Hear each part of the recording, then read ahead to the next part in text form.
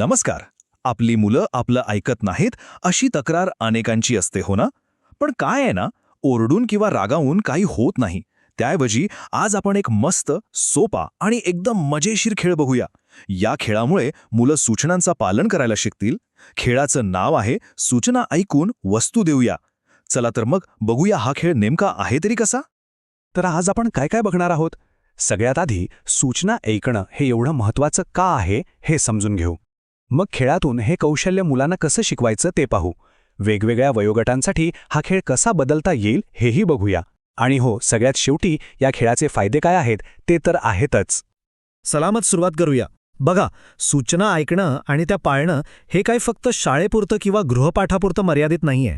हे तर एक महत्त्वाचं, पायाभूत जीवन कौशल्य आहे. जरा विचार करून बघा, रस्त्यावर चालताना सुरक्षित राहण्यापासून ते मोठं झाल्यावर यशस्वी होण्यापर्यंत प्रत्येक ठिकाणी या कौशल्याची गरज लागतेच. पण मग एकाग्रतेने ऐकणं म्हणजे नक्की काय? सोप्या भाषेत सांगायचं तर जे काही सांगितलं जातंय त्यावर पूर्ण लक्ष देणं आणि त्यानुसार बरोबर कृती करणं, म्हणजे नुसतं कानानी ऐकून सोडून द्यायचं नाही, तर ते समजून घेऊन त्यावर कृती करायची आहे. हा यातला महत्त्वाचा भाग आहे. आणि म्हणूनच हे कौशल्य फक्त लहान मुलांसाठी नाही, तर आपल्या सगळ्यांसाठी आयुष्याच्या प्रत्येक वळणावर खूप महत्त्वाचं आहे. म्हणजे बघा ना, कामाच्या ठिकाणी असो किंवा आपल्या नातेसंबंधांमध्ये प्रत्येक ठिकाणी याची गरज पडतेच. प्रश्न असा आहे की इतकं महत्त्वाचं कौशल्य मुलांना शिकवायचं तरी कसं? ओरडून? नाही. उत्तर एकदम सोपं आणि मजेशीर आहे. ते म्हणजे खेळातून. आणि आपला हा सूचना ऐकून वस्तू देऊया खेळ नेमका याचसाठी आहे. मुलांना शिकवण्याचा सगळ्यात बेस्ट मार्ग म्हणजे खेळच. कारण बघा, जेव्हा शिकणं हे शिकण्यासारखं न वाटता खेळासारखं वाटतं, तेव्हा मुलं ते पटकन शिकतात. ते स्वतःहून आनंदाने त्यात भाग घेतात. त्यांच्यावर कुठलाही दबाव राहत नाही. चला तर मग आता प्रत्यक्ष खेळ कसा खेळायचा ते बघूया. सुरुवात करूया पहिल्या लेव्हलपासून. ही आहे साधारण 3 ते 4 वर्षांच्या मुलांसाठी, जिथे सूचना एकदम सोप्या असतील. या वयोगटातल्या मुलांना सूचना एकदम सोपी एकाच वाक्यात द्यायची. उदाहरणार्थ, मला पिवळ्या रंगाची कुठलीही एक वस्तू आणून दे, पळा पळा. इथे मुलाला फक्त एकाच गोष्टीवर लक्ष द्यायचंय, आणि ती म्हणजे रंग. आणि मग बघा खरी गंमत, मुलांची धांदल उडेल. घरात पिवळ्या रंगाचं काय आहे हे शोधायला त्यांची धावपळ सुरू होईल. ह्या शोधाशोधीत नुसती मजा नाहीये, तर त्यांचं निरीक्षण कौशल्यसुद्धा वाढतंय. ठीक आहे, आता थोडं पुढे जाऊया. पुढची लेव्हल, जी जराशी चॅलेंजिंग आहे, ही आहे 4 ते 5 वर्षांच्या मुलामुलींसाठी. आता बघा, इथे गंमत आहे. आता आपण सूचनेत अजून एक गोष्ट जोडणार आहोत. फक्त रंग नाही, तर आकारसुद्धा. जसं की मला हिरव्या रंगाचा आणि चौकोनी आकाराचा ठोकळा आणून दे. म्हणजे काय, तर आता मुलाला 2 गोष्टी लक्षात ठेवायच्या आहेत आणि मगच वस्तू शोधायची आहे. हे त्यांच्या मेंदूसाठी एक छान एक्सरसाइज आहे, नाही का?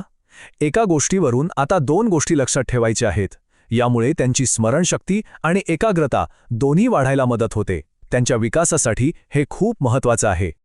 बरं, आता येतोय सगळ्यात शेवटचा आणि सगळ्यात अवघड गट, 5 ते 6 वर्षांच्या मुलांसाठी. आता हा खेळ फक्त वस्तू शोधण्यापुरता राहिलेला नाहीये. आता यात एकामागे एक कृती करण्याचा क्रम आलेला आहे. इथे सूचना बघा कशी आहे, 3 टप्प्यांची. कपाटाजवळ जा, तिथे असलेली लाल बाटली उचल आणि मला आणून दे. यात बघा, आधी कुठे जायचं, मग कोणती वस्तू उचलायची आणि मग काय करायचे, हे सगळं आहे. हे त्यांच्या प्लॅनिंग स्किलला एक प्रकारे चॅलेंज आहे. हे बघा, इथे किती छान पद्धतीनं दाखवलंय.